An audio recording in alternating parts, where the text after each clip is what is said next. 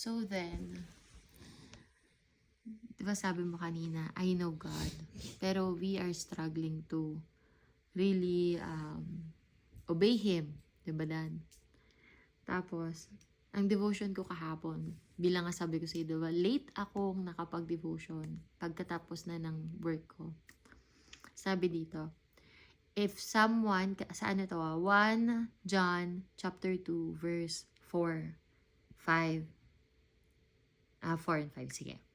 If someone claims, I know God, but doesn't obey God's commandments, that person is a liar and is not living in the truth. But those who obey God's word truly show how completely they love Him. That is how He know, or we know, we are living in Him. So it's not enough that we know the Lord. We have to live in Him. Kasi alam mo yung nagets mo yung sinabi ko, Daddy, core is Jesus. And He is light. Whenever we commit sin, we draw away from the Lord. Yung sinasabi ko sa'yo, because sabi dito, God is light, there is no darkness in Him at all. Nagigets mo?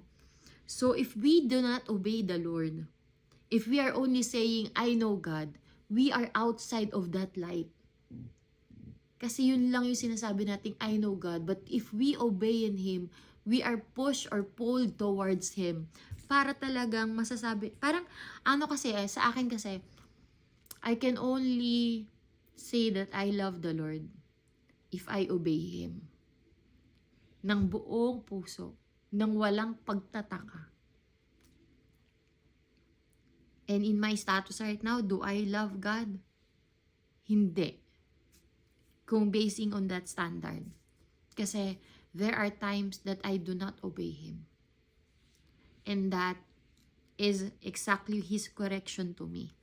Kahapon, He corrected me. Alam mo, sa totoo lang, napakabuti ng Lord kahapon. He knows the desires of my heart. Gusto niya talaga, alam niya gusto kong magpahinga. And to the point na parang gusto ko talagang magsinungaling para lang magsabing may sakit ako. Hindi ako makapag-clinical. Sa mga, Diyos ko, baka may nanonood akong classmate. Anyway. Pero, the Lord, alam mo kung ano? Ganun ba? Bigyan kita ng headache. Binigyan niya ako headache kahapon. Sabi ko, Lord, binigyan mo akong headache.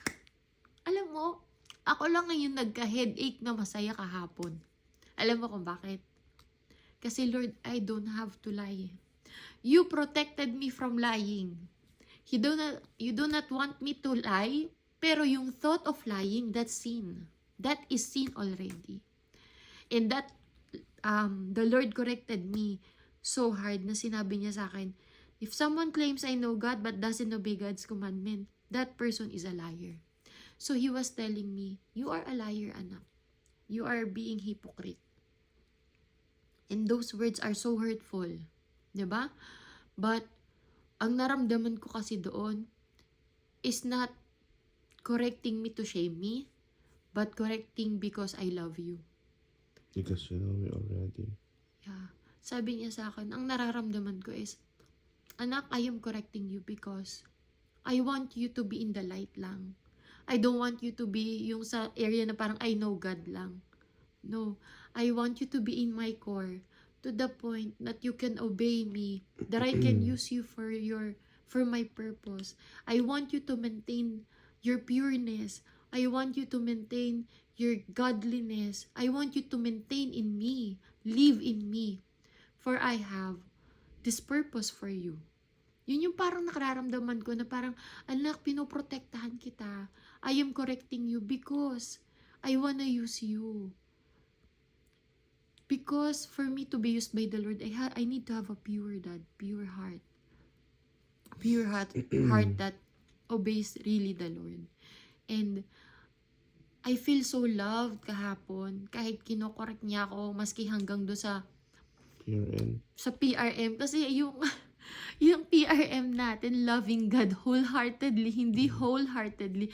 I was like, oh Lord, am I this person as well wholeheartedly, not wholeheartedly? Parang ganon. That's why, nung nag-share si Ezekiel. Ezekiel ng Mga dream lab, niya, mga lab niyo. nung dream niya, I feel like it's me too. Na parang na-miss niya yung kanyang worship pero wala lang sa kanya. Kasi when I was about thinking of lying, the Lord corrected me already eh. Nasa utak ko palang kinorek niya na ako, mali yan. Pero parang, no, I will do it, Lord. Parang ganun ako. Yung parang wala kang na kinorek ka na ng Diyos. Sino nag-correct sa'yo? Hindi lang nanay mo, tatay mo. Diyos ang nag-correct sa'yo. 'Di ba? Pero parang gusto ko pa rin talaga siyang gawin. 'Di ba? So parang ganun din yung kay Ezekiel na parang wala lang sa kanyang na-miss niya. So parang wala na lang ba sa'yo kung sundin mo ko o hindi? Where is your fear of me? Where is your love? Do you really love me? Kaya nga 'di ba, napunta pa si Pastora dun sa panaginip niya, sabi niya, mahal mo pa ba ang Diyos? So parang ako, naitanong ko yun sa sarili ko na, o nga no, mahal ko pa ba ang Diyos? Kasi if I really love Him, I would obey Him. Kasi I know that will make Him happy. If you love the person, you always want him to be happy. 'Di ba? That's why you will obey Him. 'Di ba kapag hindi kita sinunod, matutuwa ka ba, Dad?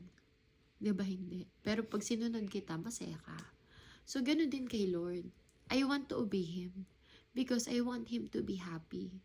I want Him to look at us smiling because we pleased Him. And I believe He deserves to be happy. He deserves to be pleased. He deserves all the glory because everything that I am right now and everything that I have, which I am very thankful, you, my kids, our kids, whatever we have right now, we have our own house, di ba? We are so blessed. And in every trial, kasama natin siya. I believe He deserved na iparamdam natin na mahal din natin siya. He deserved na ngumiti kasi may nagawa tayong tama. Diba? So, yun yung devotion ko ngayon. Na I so much love the Lord for correcting me. Because He wants to keep this relationship na meron kami ngayon. Diba? Minsan, sometimes I correct you. Not really to correct your, correct what you did wrong. But to protect what we have. Kasi ayokong magkaroon ako ng parang galit sa'yo, magkaroon ng sama ng loob sa'yo. That's why I am telling things para ma-correct natin. And that's how the Lord is, yun yung naramdaman ko. Na parang the Lord is correcting me because He wants to protect our relationship. Ganun niya kamahal yung meron kami ngayon. To the point na He wants really to protect it. And the way He corrected me last night is hindi yun parang soft na correction, kundi direct correction. Masakit na correction pero may pagmamahal. And that's how the Lord disciplines. Diba? And napakasarap.